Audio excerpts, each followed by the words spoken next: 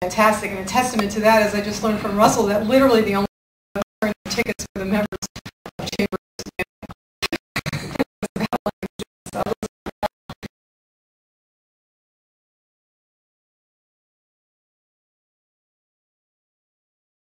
to replace the main event. Before, it's not that there aren't any good managers around today, it's that there aren't any good managers around today. So an opportunity knocks. And as much as I'd like to take the credit for everything, I did handle the Bryant Jennings end of this match, and Jolene Mazzone, who's here with us today, took care of the Maurice Byarm end of it. 5 days ago, Maurice was preparing for an insignificant fight. I'm sure paid less and had exposure, and so was Bryant preparing for a fight a month now with Alex. And I can't tell you how many other heavyweights wanted Philadelphia's finances, or for whatever reason weren't available to fight. There's a certain amount of luck in it. There's a certain amount of good dealing with managers we dealt with who knew to seize the moment and the fight. Maybe they've never gone more than 6 rounds. Doesn't really matter. It's going to matter what happens when the bell rings Saturday night. That hopefully both of them will enhance their careers and put them on a track that it may have taken them a year to get to this point. But not only the main event, which in my mind is just as important as the main event. Gabriel Rosado, who after only 17 amateur fights, is on the verge of making some serious money as a junior middleweight. Despite the fact that today's so-called boxing experts scoff at a record of 18 wins and 5 losses, not having the intelligence to look at the caliber of opposition.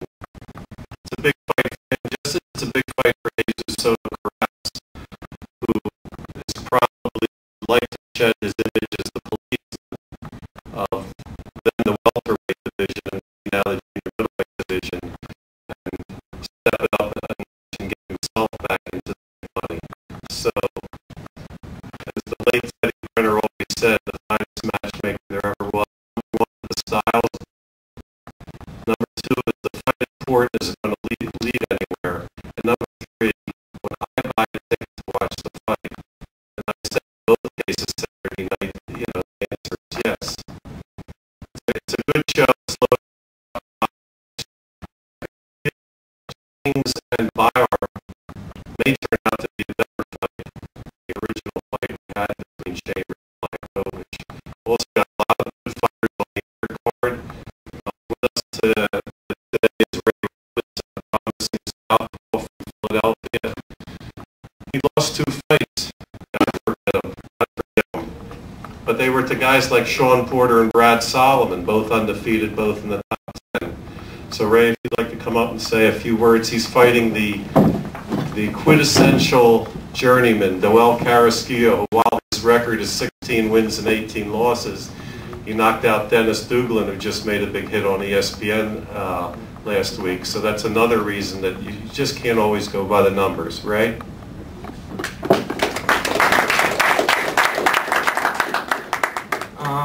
I really want to thank Bam and Pels and everybody that had their hand in making this card. I really appreciate y'all put my name on it. I gotta thank Mo and Danny for having a great training camp.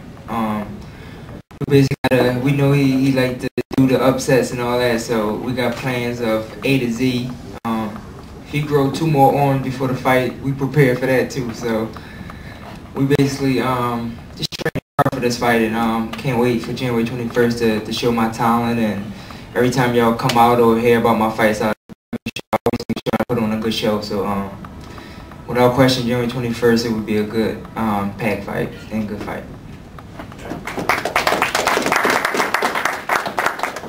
Now this next guy, I'm a little tired of seeing him. I saw him in Cowboy Stadium in Dallas, Texas about 15 months ago. And honestly,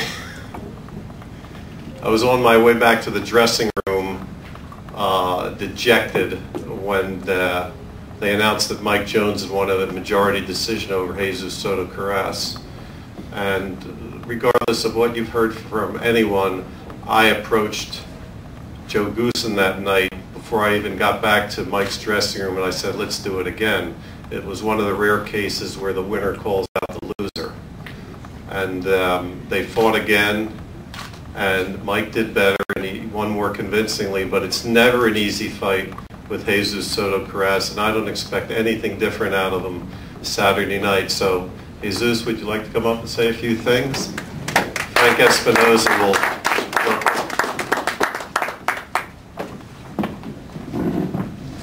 Hola, pues muy buenas tardes a todos. Muchas gracias por venir. I just want to thank everybody for being here. Le quiero dar gracias a Dios por permitirme estar aquí. First of all, I want to thank God, for being here. Darle gracias a Bell, a Main Event, a NBC Sports por esta oportunidad. Thanks to Main Event, Rosado and NBC for this opportunity. Pues estamos aquí, no, ya como él dijo, hace 15 meses atrás ya me vio pelear. He said 15 months ago, he saw me fight, and he saw what Él sabe de mis cualidades y sabe lo que tengo para dar con Gabriel Rosado. He knows about me, and I just here to put a good show Saturday. Hemos hecho muy buen entrenamiento con Morales, con Sarabia en la ciudad de Maywood, California. We had a good training with my trainer Morales in Sarabia, in Los Angeles, so 100% prepared. Así es, venimos muy bien preparados, física, mentalmente venimos al 100%. So physically and mentally, I'm 100%. Para dar muy buen espectáculo y darme ver bien en NBC Sports. Put up a good show, and I look good in NBC.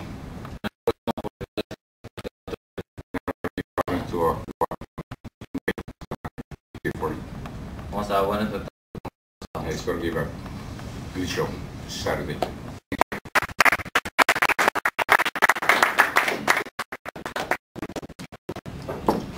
This fight could have been in Sinaloa, Mexico, where Soto Karass lives, and Gabriel Rosado would have been there.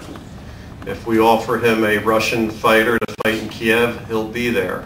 If we offer him a French fighter to fight in Paris, he'll be there. Gabe Rosado doesn't turn any fight down. In fact, there's fights that I've turned down for him that he wants.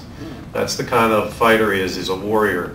So you can forget the fact that every good young prospect has to be undefeated. It's a fallacy. It all depends on who you're in with. Like I said on the internet today, there's more fighters parading around today with 15-0 and 20-0 records than ever before. There's only two reasons for that. They're either frauds or they're the next Sugar Ray Leonards. And honestly, I don't see too many Sugar Ray Leonards around. So, Gabe, I'd like you to come up and say a few words.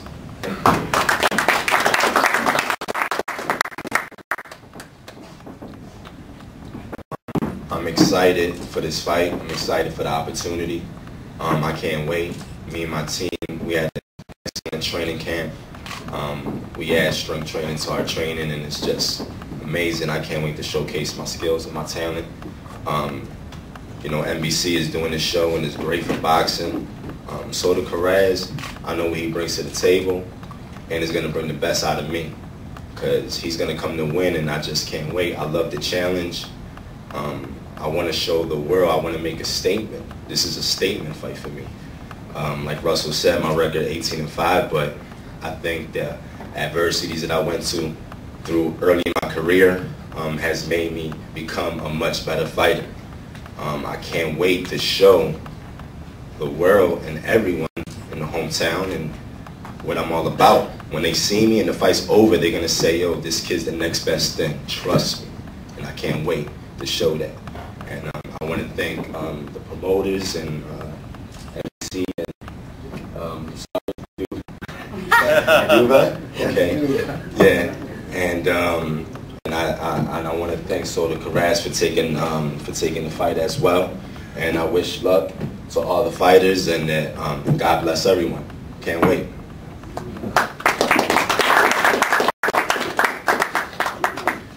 We'd like to thank Greg Cohen Promotions, the promoter of Maurice Byarm, for understanding the importance of this fight Saturday night and agreeing that it was the best thing for his fighter, Maurice Byarm, to accept the fight on, I guess we finally closed this either Monday night or Tuesday morning. It's a pretty good fight for that. It's a pretty good fight on 2 months' notice. It's even better on 6 or 7 days' notice. Now, I've stood up here before and talked about fighters that are fighting for me whose fathers fought for me. I guess the day I'm not looking forward to is standing up here and talking about a fighter whose grandfather fought for me. But Lionel Byarm was a pretty solid pro from 1982 to 1988. He was one of those guys that was never in a bad fight, never.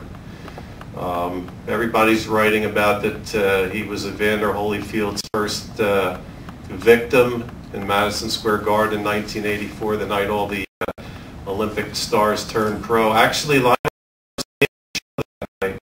Only competitive fight on the card. The place had 18,000 people in there. It was a great promotion, but he had other big nights. He was the Pennsylvania light heavyweight or cruiserweight champ. He was a popular local attraction, and so I guess I'd say it's an honor and a privilege to be involved now, at least in this promotion, with his son Maurice. You want to come up and say a few words? Thank you very much, Russell. I would like to thank, first of all, thank God for this opportunity. Thank Ms. Duval for this opportunity also, Russell. Thank everyone for coming. This fight on Saturday is going to be it's going to be a great fight. It's going to be a great fight for me and Bryant. I think it's going to win, lose, or draw. It's going to catapult both of us to a higher elevation in our career. I think this fight we're going to bring out the best in each other. And Philadelphia, you know, anyone who's been to the Blue Horizon know, you know, that's what we do. We give great fights, especially two Philadelphia fighters. We give a fantastic fight, so it's going to be great, not just for us, but for most importantly the fans. You know, I think like I said, win, lose, or draw, we're both going to come out with more fans than we came in with. I think at the end of this fight, they're going to know who Maurice Byarm is, and Brian Jennings. They're going to know us both. I just think, you know, thank you, Ms. Duval, for this opportunity. This was a great fight. Like Russell said, we got this fight on less than a week's notice, and both of us, you know, hats off to both of us for taking the fight, for putting our undefeated records on the line for Philadelphia. We're both fighting for the pride of Philadelphia, and it's going to turn. I think it's going to be a great fight, a great turnout. I think NBC also for putting this fight on, and you know, it's just gonna be a great turnout. So thank you guys. I hope you guys enjoy the fights, and I hope to see y'all there. All right.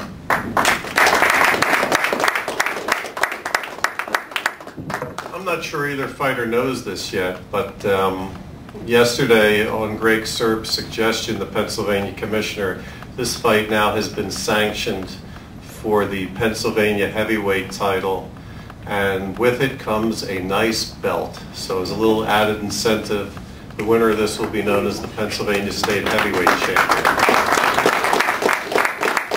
And if these guys spend as much time in the gym as they do on Facebook, this will be one heck of a fight. So having said that, now Bryant Jennings, he's managed by a guy who fought for me centuries ago, the ever popular Fred Jenkins. And like Maurice Byarm's camp, there was no hesitation. In fact, when Fred read that Eddie Chambers was out, he got on the phone and said, "We're available." I said, "You're kidding." He said, "No, if you get stuck, we're there." So we got stuck. So now I'd like to bring up Maurice is South Philly, so this is North Philadelphia's finest, the ever popular Bye-Bye, Bryant Jennings.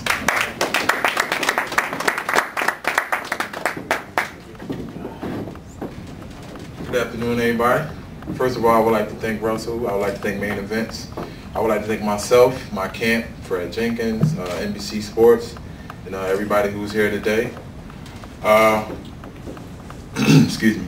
I would like to take full credit for actually accepting this offer even before him, once Eddie Chambers fell out.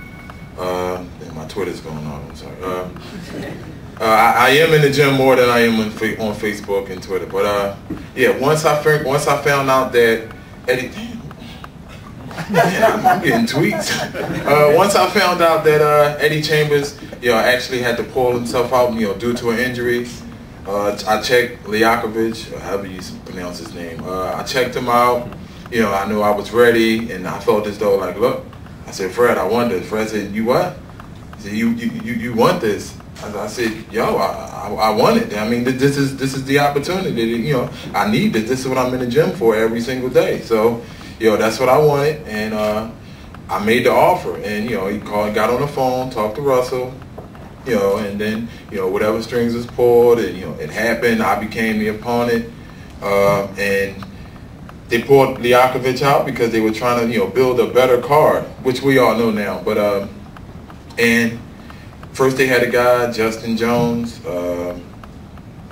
I agreed to him, and, I guess they was trying to, get on the other hand and, see if he would agree to fight me.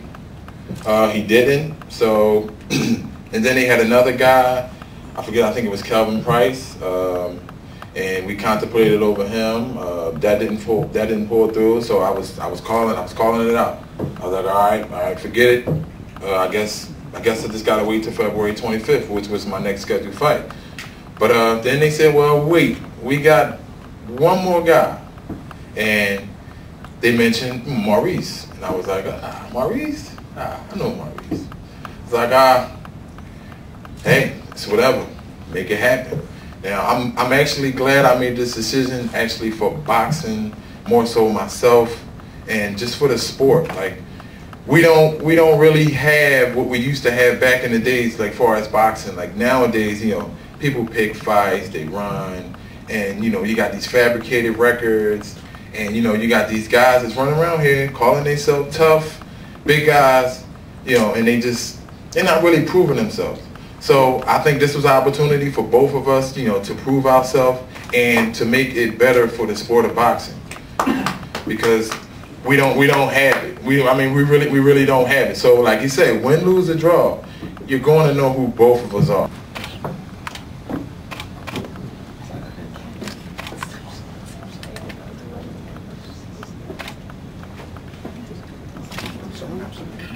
So them facing you too, also, guys.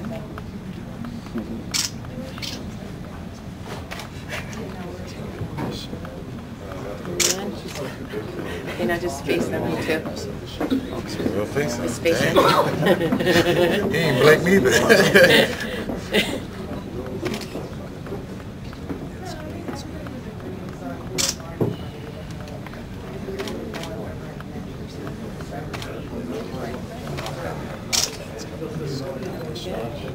Okay. Now, if you guys would just sit down, one on either side, and then everybody else can get it, and then Jesus and Gabriel face off.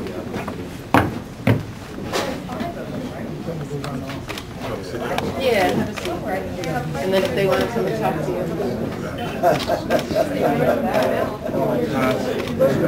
Yeah.